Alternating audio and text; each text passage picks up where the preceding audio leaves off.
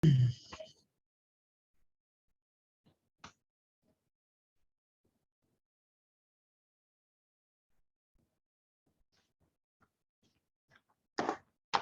in chat, no preferred gender pronouns. 3, 2, 1. Smoking may be a vice that is frowned upon by many, but this ignores how much our economy is dependent on it, how much people rely on it as a means of escapism, and I think it's important that we preserve that inside government. Few pieces of framing before we move on to the substantives of my speech. Firstly, what is this generational endgame bill? The first thing here to note here, panel, that it's not a thorough bill yet. It is merely an idea that is proposed by Khairi Jamaluddin, who's the Minister of Health in Malaysia. But second thing to note here, panel, that the recommendation or the idea suggested by KJ came directly after New Zealand implemented this bill. Therefore, I think it's fair to frame or characterize this bill as one that is a copycat. But the third thing here, panel, is that there has been interest shown by the pass this bill ASAP, which KJ wants, right, essentially.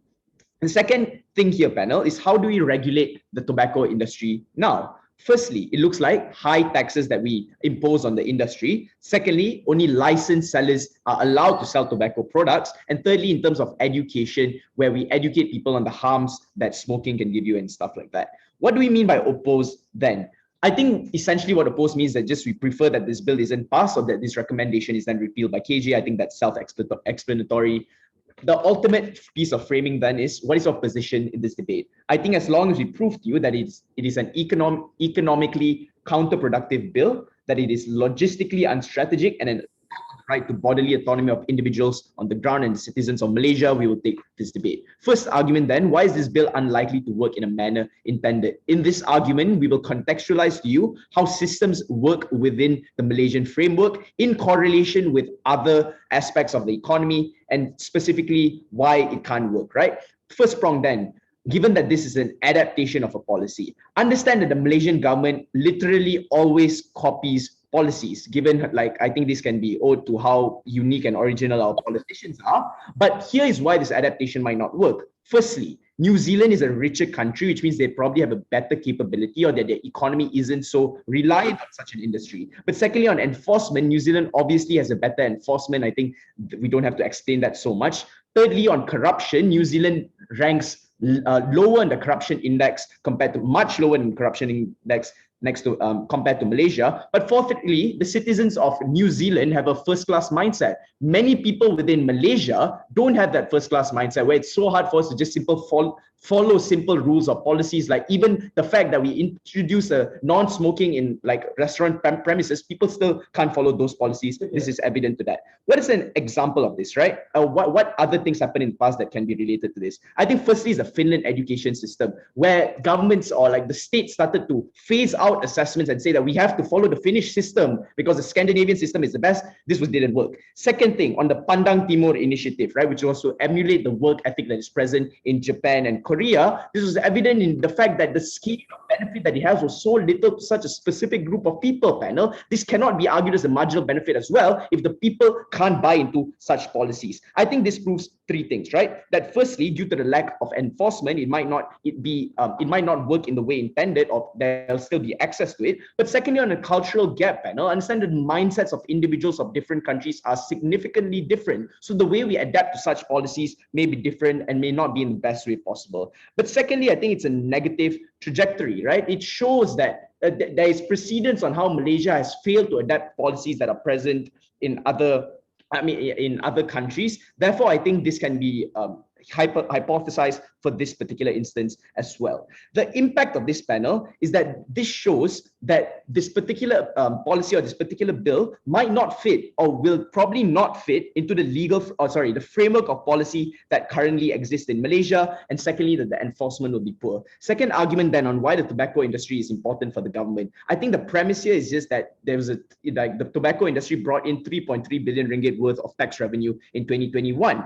Why is this important? Firstly, Malaysia is a developing country. We need this to develop our country given the volume of tax revenue that it brings in. But secondly, we live in a post-pandemic situation where we need to revitalize our economies. And given the volume of the tax revenue that this brings in, I think it's key in the revitalization of our economy. that we still have tobacco industries. But second prong here is on the black market. Understand, panel, that we lose 5.5 billion ringgit in the same year of worth of tax revenue to the black market. So what happens now is you create an incentive for black markets to come in even more when you ban cigarettes. A lot of money then is going to be lost by the government, and this number is only going to keep growing. This is worse because the black market provides illicit cigarettes, which A, have no health regulations, B, Malaysia is already a hotspot for drug trade routes, which means it's going to be worse off in that aspect, but C, your tobacco market is now controlled by shady individuals of those in the black market, like drug dealers and people who know how to navigate the black market. Even if you didn't want to buy any of our other harm, this is bad for optics of the country. Therefore, investors are going to pull out. What's the short-term harm here? I think what results as this is you immediately lose a large pool of money, because when you express interest in banning cigarettes, means a lot of these companies are going to start pulling out and setting up shop elsewhere. But secondly, I think in matter of facilitation, this is way worse, right, panel? Because individuals are addicted, panel. If you have no means of fixing or mitigating the harmful effects of harmful withdrawal effects that individuals go through, then we don't think that these are feasible policy. But the long-term impact here is way more important, because you're going to leave your economy in crutches in the future. But secondly, on knock-on impacts, given that the tobacco industry provides you with so much jobs, etc., this is an important aspect. I'll take the POI even though it's 6. If what you say is true and the bill itself is still being drafted, why can't we adapt it to the Malaysian culture to be enforced properly? But you can't, right? I think with precedents, we show that because people, there's a cultural gap, there's an economic incentive, there's significant difference in the framework of policy, there's no way that this can be adaptable. But even if you don't buy any of what we just said, our third argument then is on the freedom of choice. Understand, panel, that the first prong to this is that people who smoke are usually at the lower classes of society, right? Where they can't afford a lot of things. They deal with structural inequality. They are deal with their daily horrible jobs, right? This is coping mechanism for these individuals, panel, because if you want to argue that this is a health detriment to them, they already go through multiple health detriments: lack of access to clean water, lack of access to proper healthcare facilities. This is important because these individuals can finally be afforded an avenue where they can have 5 minutes of escapism. The second prong here, panel, is that the state has no absolute right to dictate how people live their lives. The cause of death, primary cause of death in Malaysia is cardiac arrest, which is caused by consumption of fast food. Yet we don't ban the consumption of fast food because there are limits to what the government can ban and can allow, panel. There is a stringent right of individuals over their bodily autonomy, and it's important that we preserve that inside government. Never been prouder to propose.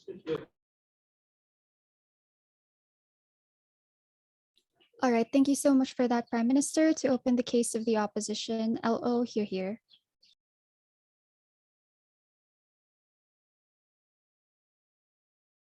Hello, can you hear me and hopefully see me? Yes, you are visible and audible. Okay. He, him, pronouns, PIs in the chat. Hi, Malaya. Oh yeah, I'm broken. So I'm starting my speech in 3, 2, 1. It is the duty of the state to protect the free will and the capacity of its citizens in which they choose to act, and protect the way in which they meaningfully engage with their own agency. Opposition is going to be the side to do this. And also, I just want to point out that cardiac arrest is also caused by smoking. I don't know why there's an example from Asan, but okay. Few responses here. This is a copycat policy. I mean, I don't really care for the fact there's a copycat policy. If it works there, it's probably going to work here. And the reasons in which he gave why it won't work here, he just gave, oh, these are some differences between New Zealand and Malaysia. There's corruption here. There's a first-class mindset. I don't understand why he wanted to say this, insofar as he never gave any specific reason as to why this is applicable to the policy in which we are doing today. Because maybe in some cases, like education policies in Finland, education is something that is complex because there are narratives, the Kiasu narrative, all these narratives in which you need to take into account. But smoking and a ban on smoking for people under a certain age, born after a certain year, is pretty basic in my mind. I don't think the complex things of like a first-class mindset are going to play a part in this not working in here. But think of it, yeah. But even like if they say, oh, there's a lack of enforcement here, people don't listen to rules in Malaysia, that's just an argument against law in the first place. I really don't know where he's going with that. But think of it in a meta way. He says Malaysia is different than New Zealand, and education policies don't work. So that must mean that this smoking policy is not going to work. I don't see how that is something that can be proven from their side. Then we talk about escapism, which is freedom of choice argument. I'll deal with that in my argument on state obligation. But also on the economy, he says we need the money from tax because we are in a post-pandemic situation. Why is it that we don't tax rights? Why is it that we don't tax necessities? Because we feel that it is inhuman. We feel that it's unfair to those people who think that it is a necessity that they have to buy it any way or the other. The fact is that people who smoke the most are people who are addicted. These are people who can't really control the fact that they need to smoke. It becomes a necessity to them. That's why in economics we call it an inelastic good, because it's a necessity to them. They can't really control that need in which they have. So it is analogous principally to taxing things like rice. It is immoral for us to make money and fund the economy based on these people who are using it as a necessity. I don't think they can get away with that. But here, just a few points of setup, because I think it's pretty blur as to what he was talking about on the policy. Understand it only applies like these people who are unborn before 2005. Almost all of them have never smoked before. This is because it's a blanket ban based on the year in which they are born. What this means is that it is unlike the regulation that Asan was talking about. That is probably like most debates that we have in the past. That is a blanket ban on regulation. Because the fact is, it is more of a prevention than it is a cure. We are making it so that they don't start smoking in the first place. This means that problems like addiction and relapse aren't likely going to conflict with the policy in which we have. But what about those who already are smoking, like those who already started smoking in case they want to make it a part of the debate? Firstly, the quantum is small, but also probably the reason that they started smoking is because like social smoking, they smoked only in social situations. They are unlikely so addicted that they would go all the way to the black market just to start smoking again. And the fact that so many people around them are not smoking means like peer pressure is less. So like all these things are unrealistic portrayal of how the like most of society looks like. But even if the worst case that there is still these people, understand that there is a huge barrier of entry for them to go to the black market, because the black market in and of itself is something that is inaccessible. And also because the quantum of people who want to go to the black market is small, the black market is then small. Demand, supply. That means that all the harms that Asan gives you about black market optics is better on our side because the black market is small, because there's not a lot of people who started smoking in the first place. Even if it is still accessible somehow, these kids are probably still deterred by the illegal nature of smoking. Notice something in the motion. Right now in status quo, it is illegal to sell cigarettes to those under the age of 18. The legal harm is not like burdened onto the person who is smoking. But in this motion, it is illegal for you to smoke as someone who is under the age of, is born after 2005. That means that the illegality of this is going to hurt them even more. The optics of them looking at this, they're going to see it's more illegal. It's unlikely for them to even want to do it, go to the black market, all these unrealistic things that probably Kogan is going to try and say is what's going to happen. The same mechanization here is what works to reduce addiction rates. It's what makes most of them not come into smoking in the first place because of how like illegal and how much barriers of entry there are. But onto like the trivial argument here that I'm just going to mention, like health risks. We feel that simply like long-term health problems, cancer, things like that. But also you talk about cardiac arrest, which is also caused by smoking, teeth and shit, like your teeth becoming yellow. All these things are things that we should prevent because they are like negative externalities to these people. And I understand most people are short-term mindset. They aren't really thinking about this whole thing. I think it gives a state obligation to do so. I'll take a POI now. POI? Okay, no POI. The state obligation. This is where it contends with what Asan is going to talk about escapism, which I expected him to talk about. The state has an obligation to protect the safety of its people. The reason in which why in status quo, why Asan will argue that we give freedoms to people is because we want them to maximize their preferences, hence like escapism. But understand that the argument of people being able to maximize their preferences stems from the fact that we believe that they are the actors in which can rationalize the best within these circumstances. We believe that because they have the most information, they can meaningfully engage with their own agency. But things like smoking, things like vaping, they prevent these individuals from acting in that way. What does this mean? Because of the addictive nature of you starting to smoke, it means that when you start smoking, the next cigarette, and like you want to keep smoking because it's addictive. The same thing with vape. I don't think I have to flip from two of them, but it becomes a necessity to them. What that means is that people aren't able to meaningfully engage with their agency and choose, do I want to smoke more?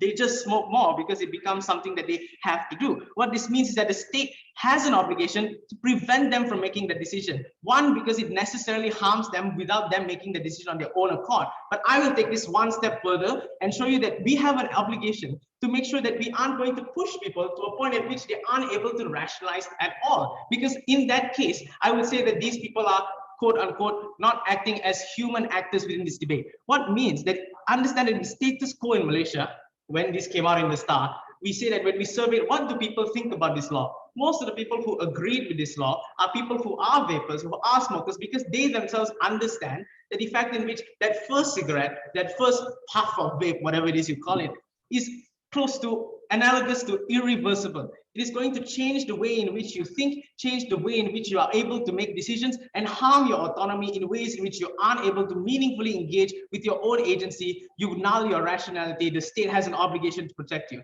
We know, panel, that once addiction kicks in, it is very hard for us to reverse this process, and it is immoral for the government to just put their hands up there and not try and stop this from happening. Panel, go with side opposition. Yeah. All right, thank you so much for that, LO. To respond to the case of the opposition, DPM, here.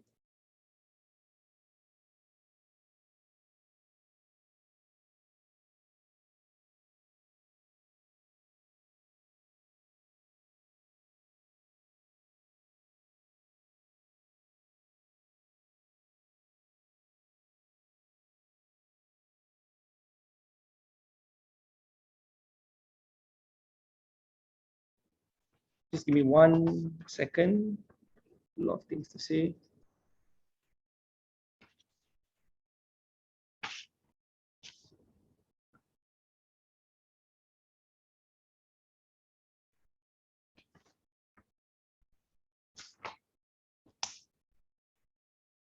I'm assuming I'm visible and audible. Confirming that you are.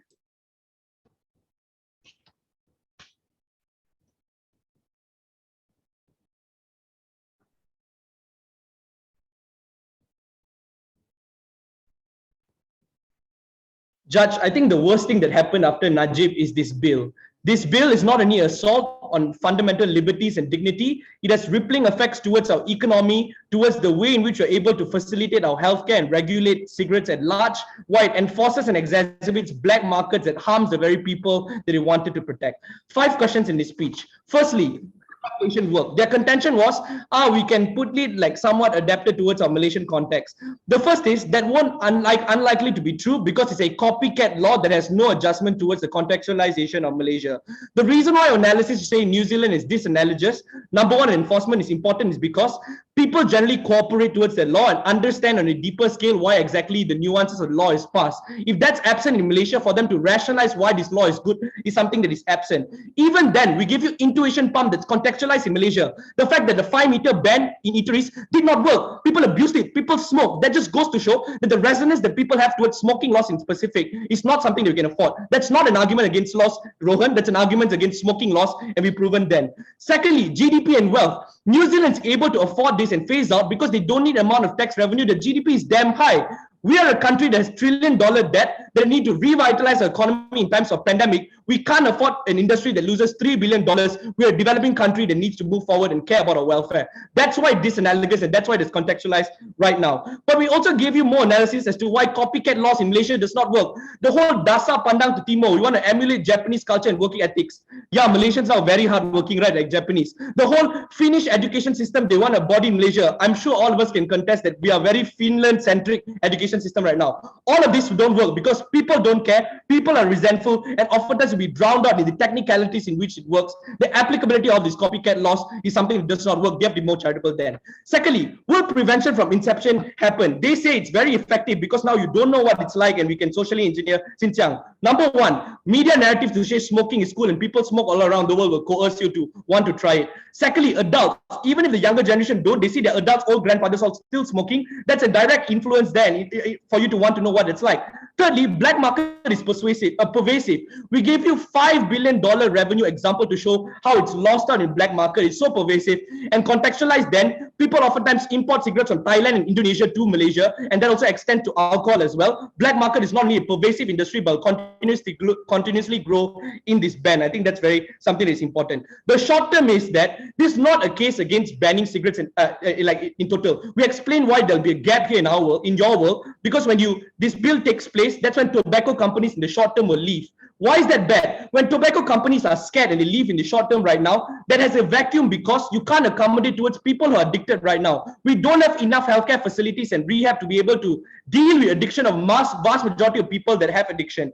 Much more importantly, we think the amount of money that we need to pump into our economy is something that is just mitigated and sidelined under that world. So the whole inception idea won't work because there's still incentives for people to want to try. Much more importantly, you hurt the country in the short term and long term when the money can go through other areas. Thirdly, is this the best way to regulate health? This is where I really want to contest them, because I think all the ideas center around why this is so healthy, but that's not acknowledging the so many bad things that cause our health to be bad, but are not regulated in Malaysia. 70,000 people die of diabetes in Malaysia, but no regulations to sugar, no regulations to fast food chains that happen. The reason why their scale response cannot work here is the scale of impact that diabetes and all these things have towards our health is something that is so large, but no regulation there, so they can't do a scale thing here. But even then, I don't think it's strategic to deal with health in terms of just banning it completely, because addiction is much more nuanced. There's a reason why countries resort to alternatives like having cigarettes that have lesser toxins or lesser addictive elements of cigarettes so they can slowly phase out. Education, the fact that we have awareness campaigns, the fact that we tax tobacco companies higher in order to reinforce that money. All this is crucial is because in order for individuals to realize that they're addicted and move away, it has to be a normative effect, not one that is mandated because people don't really change their psyche and calculus and their addiction, but rather they find other alternatives to do so. So all the arguments about health really doesn't matter because people are still addicted. But let's weigh out then. We think personal liberty and legitimacy is something we ought to prioritize here. Why is this the case? Because if people are already within shambles, already within kampongs, already within working conditions that are shit, they're already living an unhealthy life. At least smoking gives them some level of salve in the shithole that Malaysia has provided them. The shithole that does not give them equal opportunities for them to even access the same level of privileges other citizens afford. At least smoking a cigarette, smoking tobacco, give them the level of satisfaction and give them like escapism from all the hell that they're facing. Next question. How this will be incompatible towards the hostility of our parliament, and why are there other issues that are of paramount importance? I'll take one before 6. Hold on. We need to note that there are recent claims that Pakatan Harapan was not following the MOU as a response to the political turmoil that happened as a result of backdoor elections. We also need to note that PH recently rejected the amendment of Security Officers Special Act in 2012. All of this caused a lot of chaos, a lot of backlash, a lot of confrontation in MP back and forth. There's also a general trend of MPs just fighting for general things or random unsubstantiated things like pakai bedak lah. Look at our parliament, look how divisive and polarizing discussions are. Right now, we have more important considerations, like, for example, our national economy and our debt. Number 2, political issues. Elections are coming. Ismail Sabri said, we're going to dissolve the parliament in order to focus on elections. Can you imagine the monumental issues that we ought to discuss? But now, because KJ says this bill needs to pass by the end of the year, all these resources will be now shifted to discussion. It'll be heavily more polarizing. I would argue that it's more important issues that people need to face that pertain to citizens. I'll take one before moving on. Given limited political capital, is it more strategic to ban like smoking and other things that are directly harmful to your health, rather than banning stuff like sugar or banning stuff like other things that are much more addictive, but people have much more backlash against? Why you don't ban alcohol then? It's also harming your health. The delta here is, sure, things harm your health, but firstly, you don't facilitate that health in a meaningful manner because of all my analysis on why addiction is very nuanced and you can't deal with it unless it's normative. But much more importantly, the rational weighing metric here, Judge, is if cigarette harms you and you only, and you understand that, you rationalize that, you come from a place where the state took away resources from you and systematically put you in a place that you're poor. At least the onus is given back to you right now. The fact that you're happy after every single puff that you take gives you that satisfaction. That is the most important thing to note here because it gives you maximum utility. Judge, I think this policy is really bad. It not only has knock-on effects towards environment, the regulations, it pervasive black market industry that is not regulated, that people continuously go, that hurt their lives more. It's an assault towards personal liberty and our happiness. I don't think it's a really good way to go. Let's reject this ban, smoke your disposable pot, Malaya boleh, Malaysia boleh. All right, thank you so much, DPM. Calling on DLO, here. Sorry, give me just a few seconds.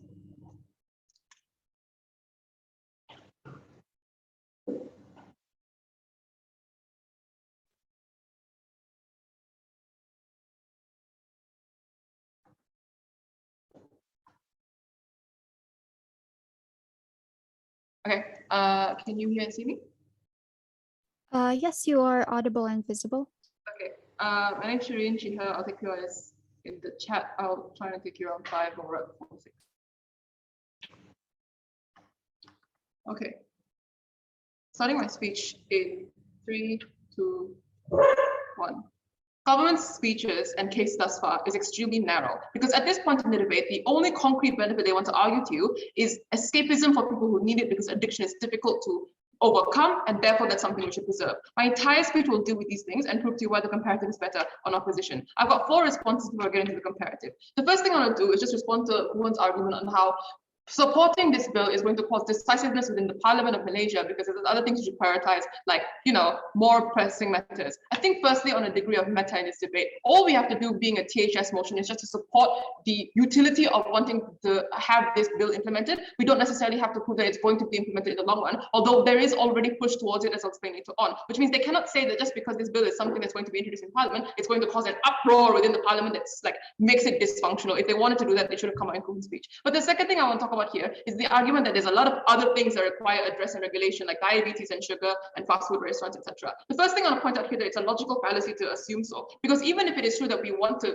regulate cigarettes, we want to ban cigarettes and smoking for those who are 17 and younger onwards, that doesn't mean that we have to also support these things, because the premise is the same, which means we can do it. The debate is about that specific thing. They can't extrapolate it to make us defend that as well. But the next thing I want to talk about here is the lack of enforcement and how it's not going to work in Malaysia, responding to the idea about copycat laws, etc. The first thing to say here is that if they want to argue the government is so corrupt that they cannot enforce these things, it's likely going to be symmetrical, which means anything they want to propose in the counterprop of how you want to use tax revenue, something that's good, it's probably not going to fall anyway, not going to work anyway. But secondly, it's just extremely uncharitable to the context of the debate, because to a certain extent, you have to somehow at least debate on the aftermath of this policy being implemented, even if it can be, which I don't think they've done thus far. But I'll give you 4 reasons as to why it can work in Malaysia to just win this comparative outright. The first is that copycat laws are not inherently more difficult to implement. Free healthcare and the legal system within Malaysia itself copies the Commonwealth system. That's not something that we automatically cannot do just because we borrow it from other countries. Secondly, we've adopted a lot of foreign policy into our systems that are also sibling of a first-class mindset. I honestly do not understand why this point stands. Even if something is just from a Western perspective and created within the West, I don't know why we can't adapt it to modern day culture.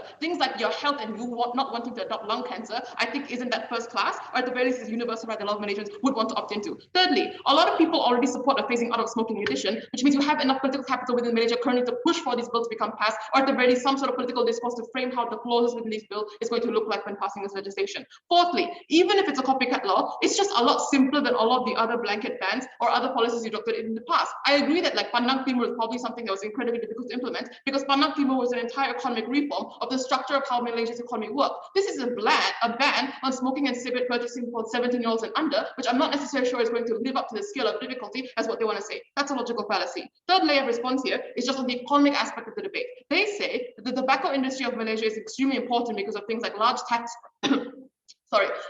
revenue, and how in the post-pandemic context we need to preserve this revenue so that investors do not lose out, etc. I think I've just got 3 responses here. The first is they never proved the exclusive necessity of tobacco industry. Malaysia probably has a lot of under industries like oil, rubber, and tin exports, or even timber itself that we can rely on for exporting as well. If they want to prove that the tobacco industry is something that's so crucial to the Malaysian economy, they had to have done that in the previous 2 speeches. 3.3 billion is a lot, but we also get that money from Petronas and Shell and oil exports, which means we'll be fine even without it. Next, we'll just talk about how even if they want to talk about loss of economic revenue and investor confidence, it happens all the time, which means if they want to say we want to preserve smoking because it gives us tax, they need to obviously defend every single other bad industry that happens in Malaysia as well. All right, let's go into the principal clash then. The first thing I want to talk about here is just contend the argument about autonomy that came out in Ahsan's speech and escapism and all of that stuff. 3 responses to escapism and the comparative.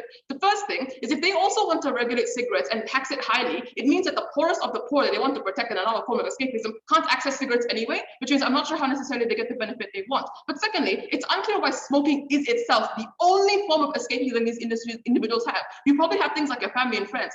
food, parties, and literally every other activity in status quo that can make you happy and give you a form of escape, it is extremely unclear why smoking, a health risk that can probably give you cancer, is the only thing you want to support. Which means the principle on their side of the house is, although they want to support the free agency of individuals to opt into escapism, the escapism they opt into damages themselves in the long run, which is unclear why they want it. They want people to be happy and safe, but they want it to be done in a way that's going to give them an unsafe hazard in the future. I don't see the principle there. Third response, if it's true people can't escape anymore, I would just say that means that the inequalities in status quo can't be highlighted because you give them a reason specifically to not want to care about these things. That's where the autonomy argument versus state obligation that Rohan told you. I agree to a large extent people have the autonomy and agency to do what they want. Great. The prerequisite to this autonomy being valid is your rationality to decide that these things are good and these things are valid for you as a person. Addiction causes you to become irrational because it literally gives you a serotonin push that you want to be able to just get smoking and get cigarettes whenever you want, simply because that's the number one thing on your mind. That's the crux of addiction. Meaning to say, autonomy is null and invalid on that side of the house when the decision they make to opt into smoking is not of their own volition and is coerced through them by autonomy, by addiction. Sorry, state obligation that Rohan comes up in this speech and tells you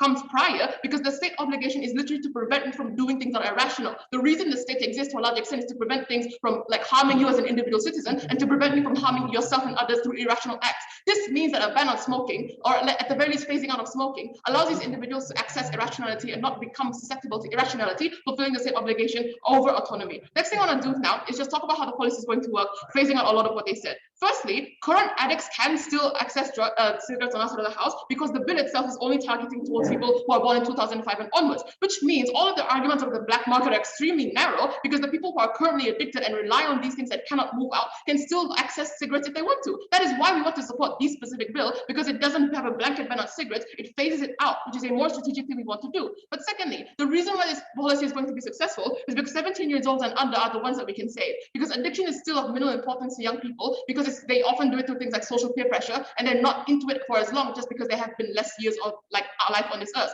This means that the fear of authority they feel and the inability to access cigarettes on their side of the house because they don't want to go to the black market, because kids are not going to go to the black market, means that this policy is going to be successful. They never contended the aftermath of the policy, just try to tell us that we can't do it because it's a copycat. They need to respond. It's 6, sorry. The third thing I want to talk about here then is why is the policy good for the Malaysian population? I think we just have to talk about the current law in Malaysia. It doesn't criminalize smoking itself for young people. It just says young people cannot buy cigarettes. This means that a lot of the time, cigarettes are used as a guise to like facilitate other drugs that are oftentimes consumed through inhalation. Things like shabu or methamphetamine, or even like Campbell themselves, are hidden in cigarette packets because when a police officer sees a teenager on the street smoking, they assume it's a cigarette and it's not something that can criminalize. This means that the lack of punitive policy upon smoking itself incentivizes, or at the very least does not deter kids from wanting to opt into these things, specifically because there's no authority that's going to govern it, and there's no right for these politicians or authorities on the ground to want to investigate these things, because smoking as itself for young people is not criminalized. Panel, the comparative we gave you is quite clear. If the only thing they want is escapism, there's other things we can do for that.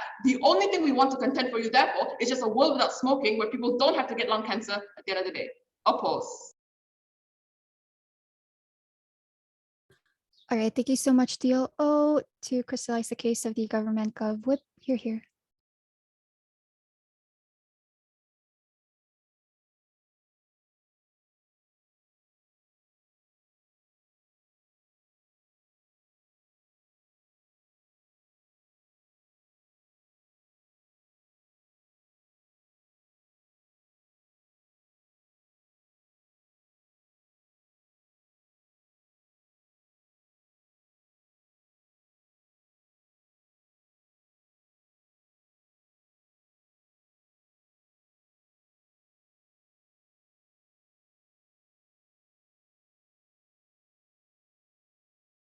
Okay, I prefer POIs in chat. I'll take you around 5 minutes.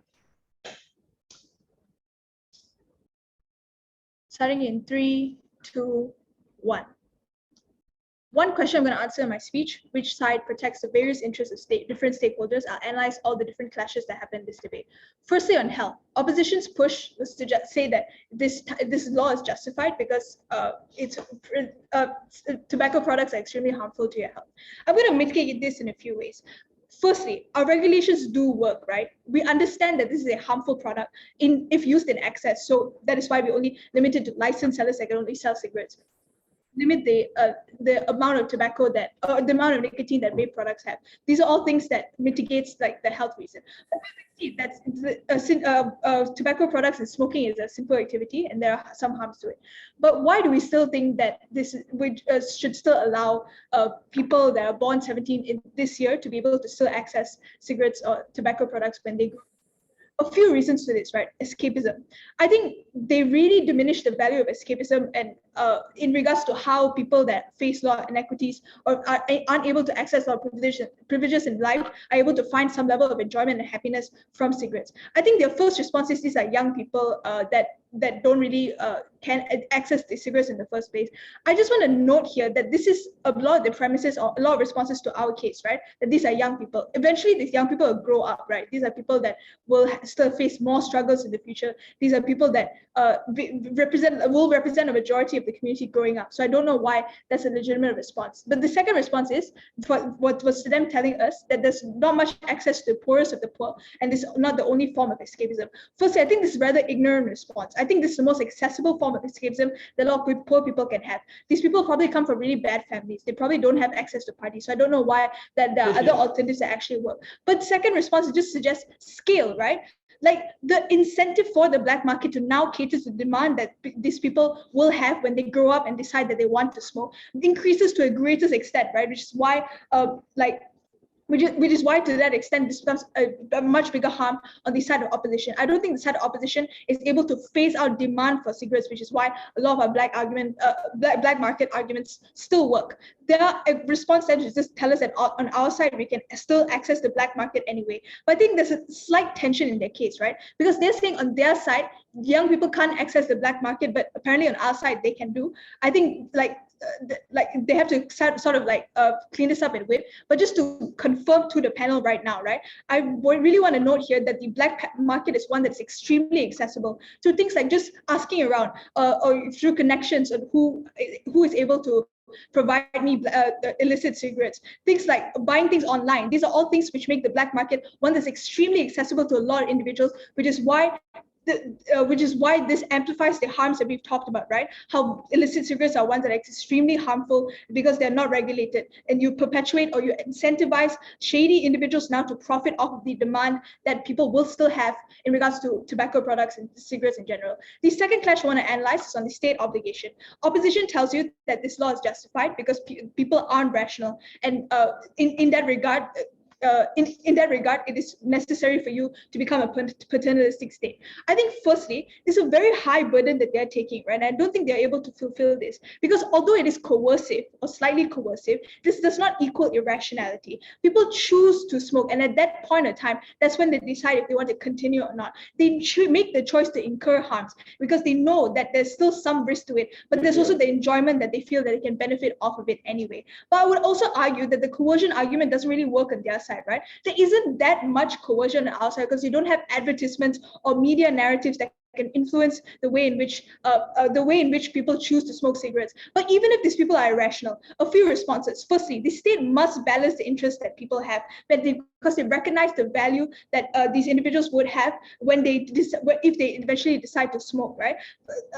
This is the really same reason why we allow things like gambling, right? Although it's extremely harmful and causes a lot of people to fall into debt, we still allow it because it does provide some enjoyment. And just note here that a majority of people aren't the worst off stakeholder that opposition is trying to champion, right? A majority of people do find enjoyment from smoking and then they just leave, right? Or they don't get cancer, or they don't get cardiac arrest. These are all individuals that opposition locks out of this enjoyment that they get.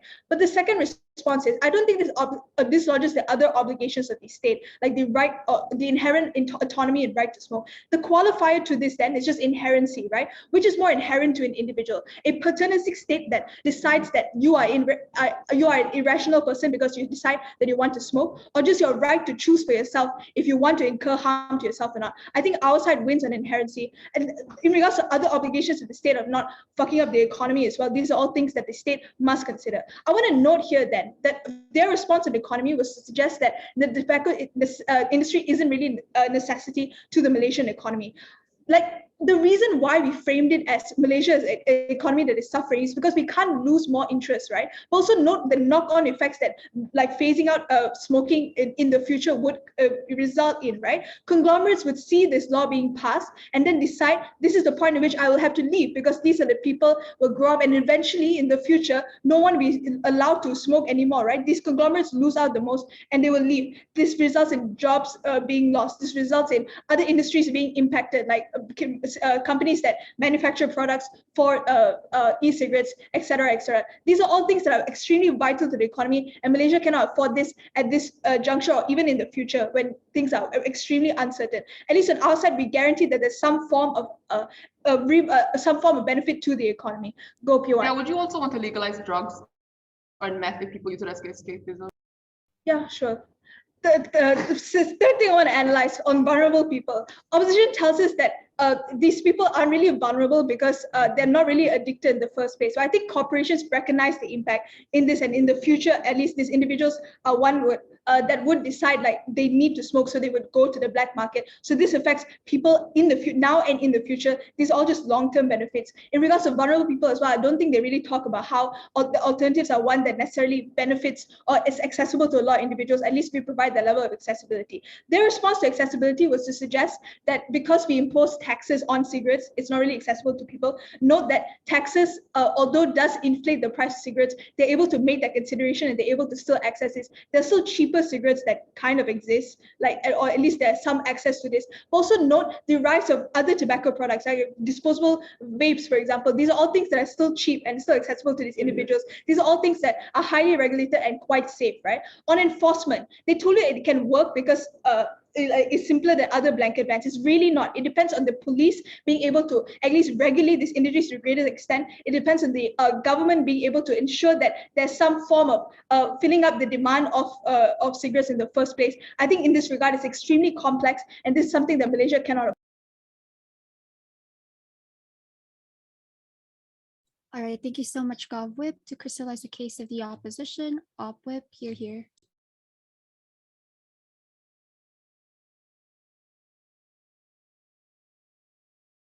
Hi, can you both hear and see me? Yes, I could see and hear you. All right, just give me a few minutes. Oh, Wesley. Sir. Sorry, give me a minute.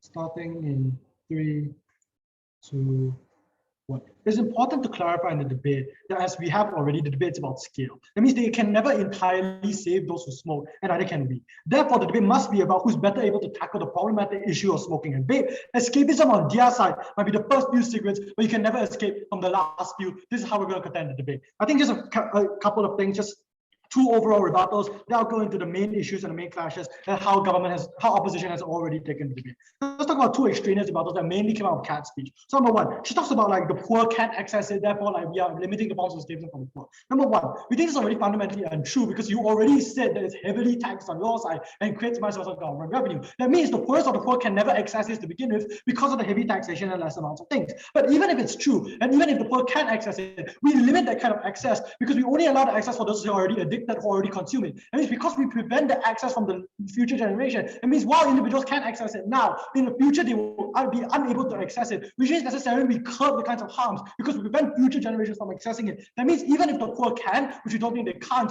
we will mitigate the harms that occurs because limited amounts of people access only.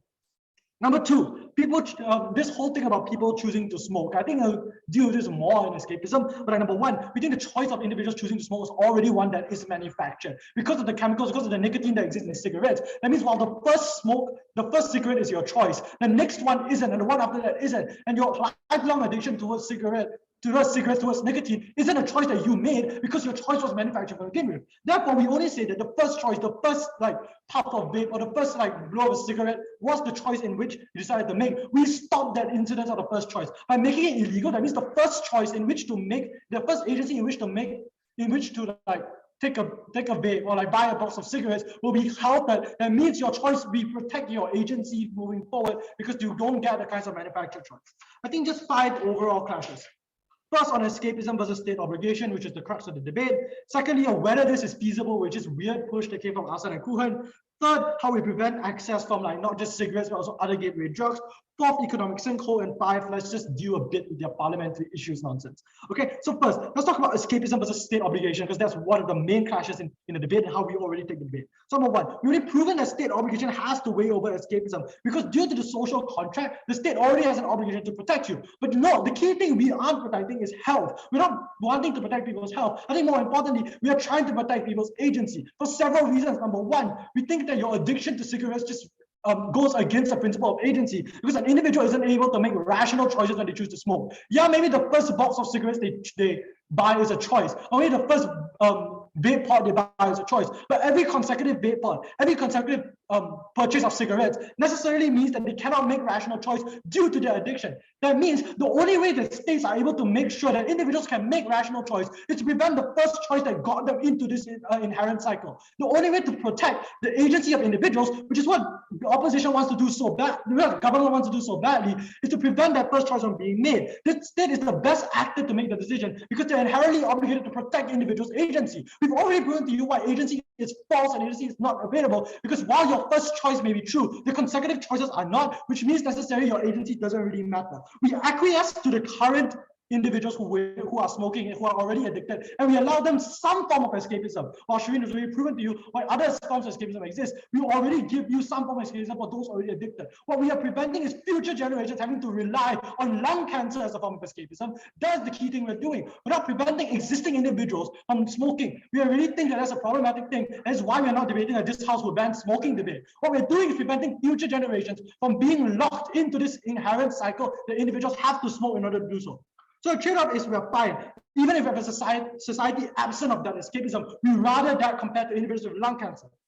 The reason why your agency is irrelevant is number one, your agency is irrational. That means you don't actually have agency due to your addiction. But number two, your agency is bad because not only does it harm the individual themselves, but harms other people. If there's one thing to say that escapism is like necessarily good, regardless of the outcomes of the choice, then necessarily would in a POI, we ask them to like whether they will legalize drugs. By saying yes, they're principally oriented in allowing individuals to destroy their own lives, even if it's their own choice, because the state is obligated to do so. Individuals rely on the state to protect them. That's why they pay taxes. That's why they go for elections and vote. That means if the state doesn't prevent these kinds of harm for individuals to do to themselves, necessarily the state will fail their obligation. They're principally abhorrent in that sense.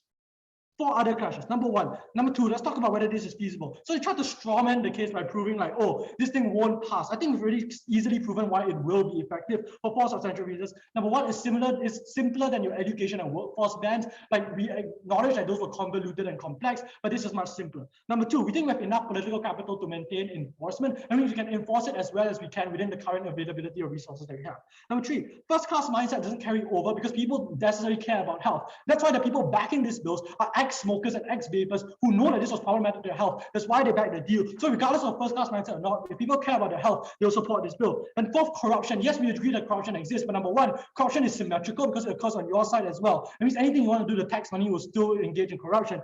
But number two, necessarily we get kinds of tangible benefits. So even if we bite the bullet for corruption, we're fine. Copycat laws may be problematic, but we think we have enough, we've proven to you why we have enough political capital to make some alterations. Before I move on to the other three clashes, I'll take a POI.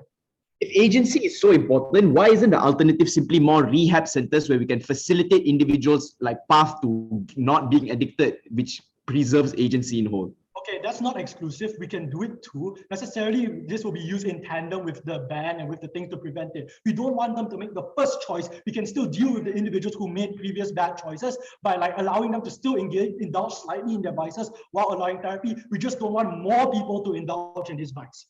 Next, about prevention of access. I think Rohan and Shireen give you enough arguments against the black market. Number one, there's low supply because people never tried it, so they never want it. Number two, it's inaccessible because barriers.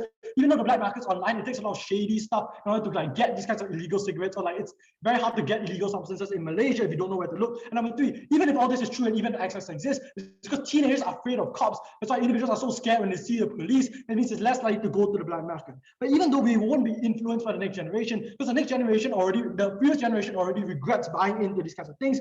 Furthermore, we also remove the method of gateway drugs, which prevent like the inhalation of meth and shrooms that cigarettes and vape are often into. Lack of smoking removes the incentive to do so. Final two, talking about economic sinkhole. Number one, we prove to you why other industries are available to have the kinds of taxation. Number two, we prove to you why the taxation is like necessarily immoral, right? Because your main goal is to prevent consumption, not get money. If your main goal is to get money, then we think you're principally like unjustified to tax individuals. But number three, we still think we can have some form of taxation revenue because we're not banning this for everyone. We're banning this for a subset of individuals who can't buy it already to begin with. That means in the short run, we still get some forms of tax revenue. So it isn't a short run shock. We get limited amounts of funds for a limited amount of time until this comes to fruition. We want a side that actually deals with the crux of the issue, tackling down like cigarettes and vapes and problematic substances, side with side opposition. All right, thank you so much, Op Whip. Op reply, here.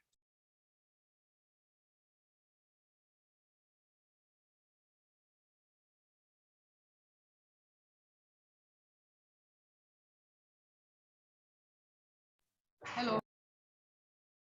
Hi, okay. Give me like a few minutes.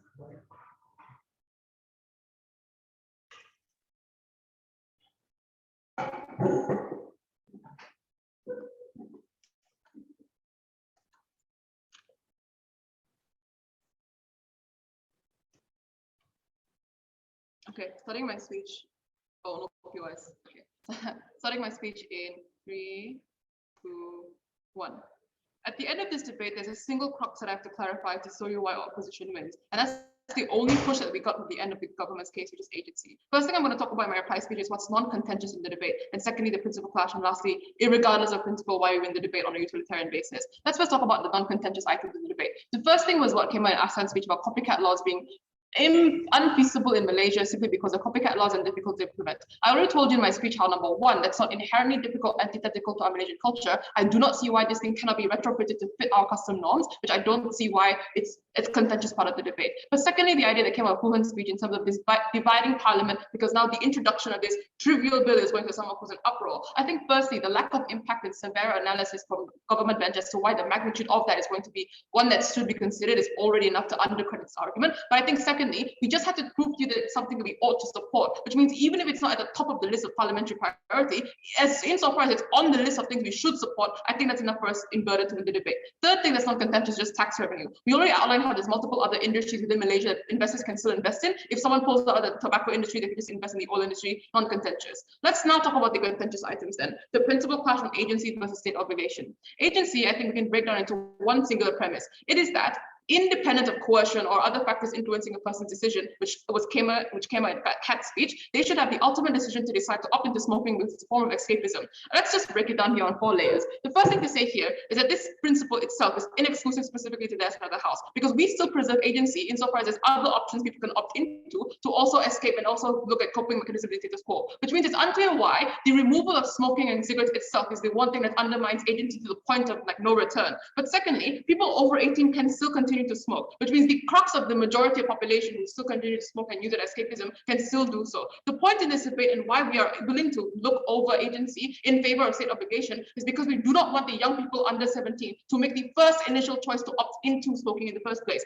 This means, on a point of framing, if we ban smoking and cigarette ownership for those who are 18 and under, if they were never presented with a choice in the first place, then they don't have an agency to opt in because the choice was never there, which means agency doesn't apply to these individuals in that instance. That was the framing that came out in Wesley's speech. The next thing I want to talk about here then is why the state obligation argument stands strong. We told you the state obligation here isn't just to prioritize and protect the health of individuals on the ground. It is to prioritize your ability to rationalize and make concrete decisions of your own nature. Kat tried to frame this out by saying that even if you are addicted to smoking, you can still make rational decisions. That is not true. The reason it's called an addiction is because you're addicted to a specific item. You cannot force yourself to opt out of it because you are addicted. That's why smokers in status quo are still smoke, even though they know the consequences of it to their health. Even though they know the consequences of smoking is going to give them lung cancer, they still do so because they cannot opt out, because they're irrationally thinking about the benefits and the short-term benefit of wanting to smoke over the long-term harms of it. This means then that we must prioritize the agency of individuals, which only can come as a prerequisite when you are rationally able enough to make those decisions. We only do that on outside the house,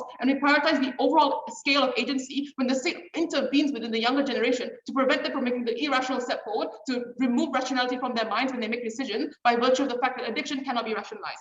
Next thing I want to talk about then It's irrespective of the principle. Sorry, one more thing. That's also why sugar isn't banned, by the way, because sugar and diabetes itself doesn't automatically cause you to become irrational, which is why there's a specific need for us to ban smoking in this instance for the younger generations. Thirdly, then, irrespective of principle, why do we win? Look, if agency is null and void, which is probably what they're going to do in their reply speech, we have to prioritize the utilitarian outcome at the end of the debate. We told you two things. The first is that the policy is likely going to work because we're doing it in a phase out and not a blanket ban upon every single individual who smokes. This means that the young, impressionable teenagers who are not going to be able to access smoking and cigarettes are going to be afraid of the authorities because they just don't want to go to jail or be fined and have no incentive to want to smoke or seek out black markets because addiction to them is still something that's social and not necessarily a huge part of their life because they're so young. This means that even if in the worst case, a few small people still choose to smoke in the black pocket, we win on scale. Panel, the comparative is simple. The only thing they have to push is agency. But insofar as you cannot have agency because you cannot think, because you just want the next pop to get through the day, that's when you don't have it. Please vote for opposition.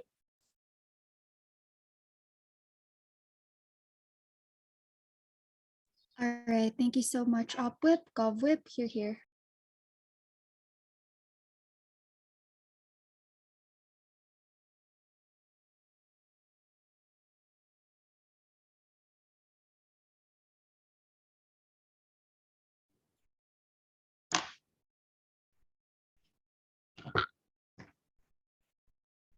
Three questions in this reply speech, and I'll explain why prop wins.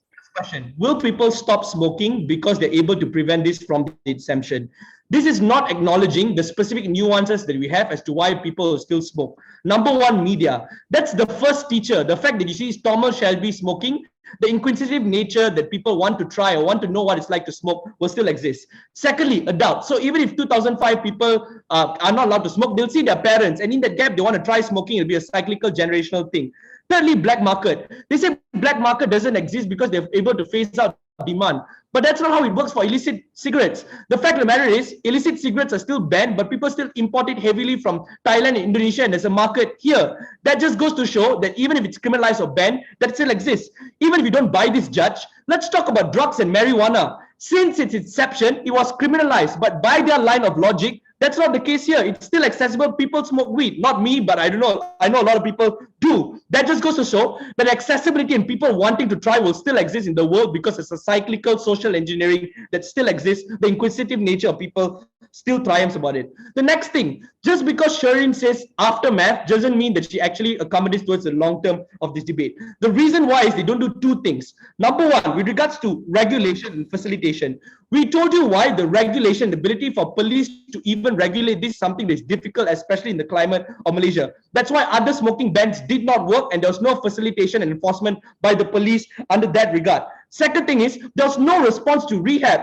We told you why, if short-term tobacco companies pull out, you want to accommodate towards people who are addicted right now and aren't able to access the level of facilities. There is no established medical facilities and addiction centers and rehab centers within Malaysia. So how are you going to suddenly increase centers? I don't know, no mechanization there. I don't see why you're able to facilitate it under that regard. But next is on normative effect, because while you phase out cigarettes, you don't phase out the demand. And if the demand still increases, that's something you cannot accommodate for other than reasonable and legitimate solutions like reducing toxins in cigarettes. Those things probably can remove the addictive elements of people time, but that's probably the most strategic way. So notice here, panel, they said that they want to care about people's health, right? But firstly, we proved to you why they never responded to alcohol. They only talked about sugar, but alcohol is a direct impact according to their metric, but no response there.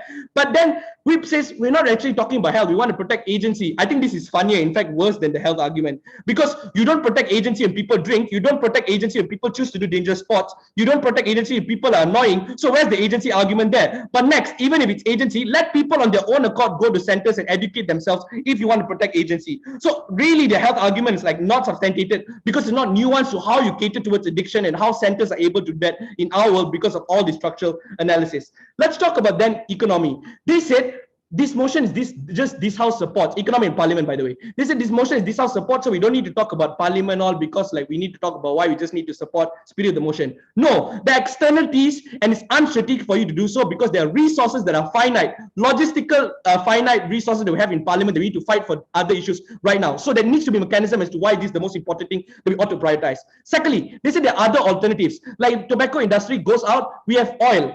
Hang on, the argument or the response isn't just scale, but it's dependence. If a country is dependent on tobacco industry for the longest time, if they leave, it takes years for the economy to recover. And that response is important because even if you have other alternatives, your ability to recover from the dependence is something that we question. Judge, it is really clear that our ability to say that we don't want this bill protects choice, protects our agency of facilitating the choice and smoking because we give you other meaningful alternatives, protects our economy to a large extent because it's a vital industry, and to a large extent we prove to you why it's not applicable in our country where our parliament finite resources that we need to deal with more important issues. For all these monumental benefits, I think it's clear cut. All right, thank you so much, Gov reply. Debaters, you may now cross the house, and may I please invite the panel to join me in a breakout room.